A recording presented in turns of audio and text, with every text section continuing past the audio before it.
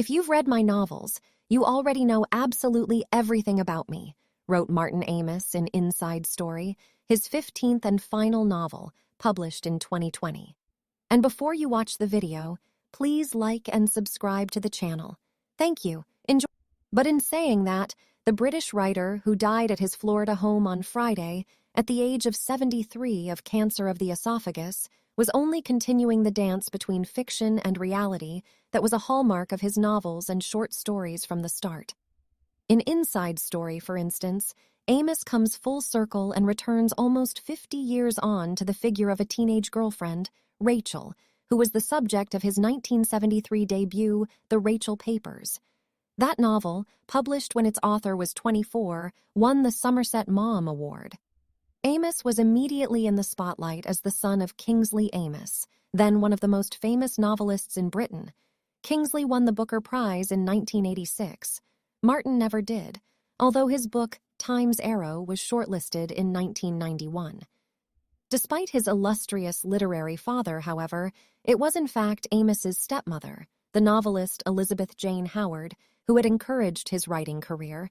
Amis often paid her generous tribute, saying that until she introduced him to Jane Austen, he had read nothing but comic books.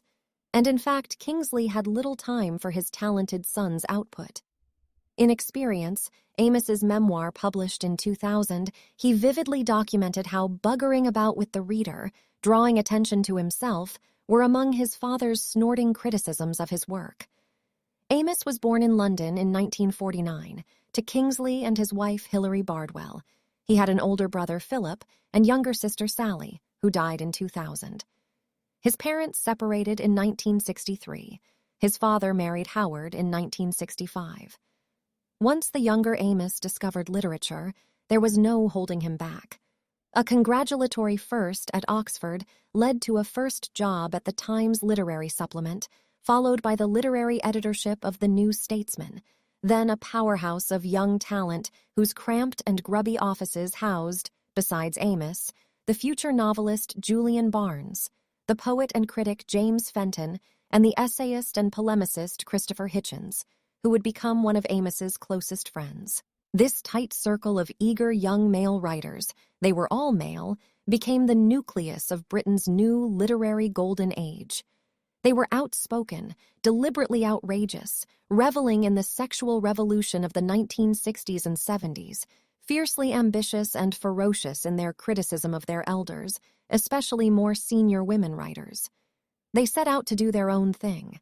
Early fame and an element of swagger new to the British scene quickly made Amis and his circle tabloid fodder. True literary heroes for Amis lay across the Atlantic: Vladimir Nabokov, Saul Bellow, Philip Roth. And he was out to shock. The Rachel Papers was swiftly followed by Dead Babies, 1975. The New York Times dubbed his style the new unpleasantness. Literary pyrotechnics were in fashion, and Amis, eager to capture the zeitgeist, provided dazzling, witty, sardonic, multifaceted prose in his best-known works. These included Money, 1984, a satire about Thatcher's consumerist society, London Fields, and The Information.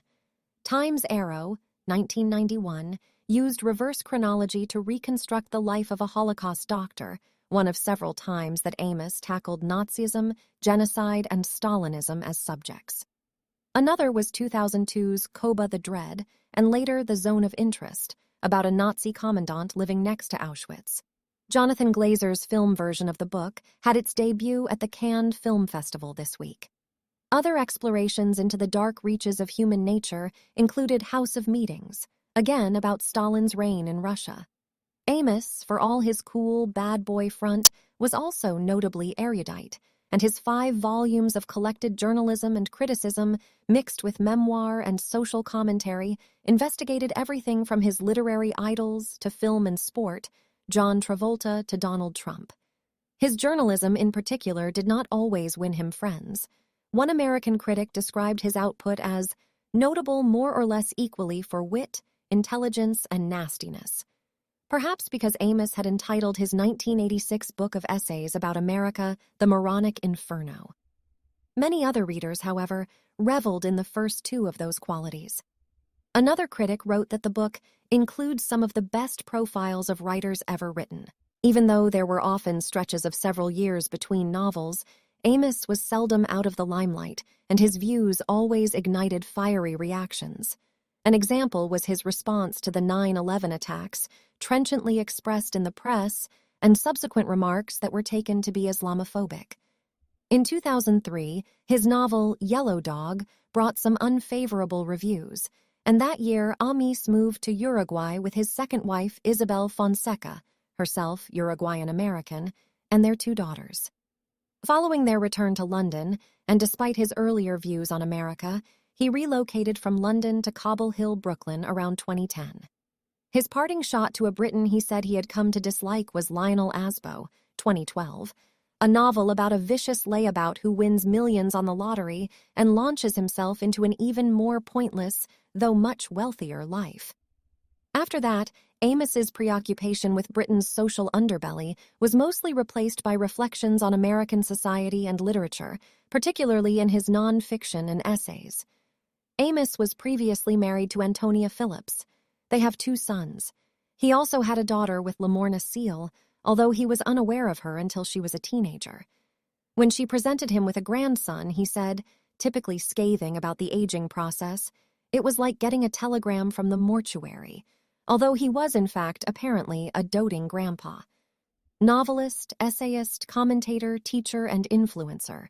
A writer always surprising and controversial, always dividing opinion and at the nexus of critical argument. It would be hard to overstate Amos's importance in the literary landscape of the English-speaking world over the past 50 years.